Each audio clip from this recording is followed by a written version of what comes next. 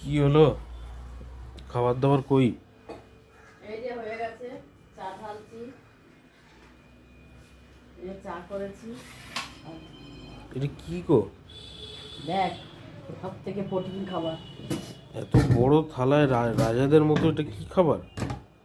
সব থেকে প্রোটিন খাবার। এতে ধনে পাতা, লাল ক্যাপসিকাম, হলুদ ক্যাপসিকাম, গাজর দিয়ে আর কাঁচা লঙ্কা বেস্তানে দিয়েছি, দিয়ে একটু অল্প বেসন, অল্প ময়দা দিয়ে করেছি। এটা কি, এটার নামটা কি জিনিসটা?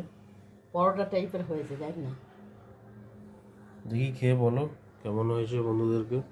আর এটা কি দিয়ে খায়? সস দিয়ে খেতে পারে, এমনি শুধুও খাওয়া যাবে, এত টেস্টি বানিয়েছি, বুঝেছিস? থালাটা সস ঢেলে দিই।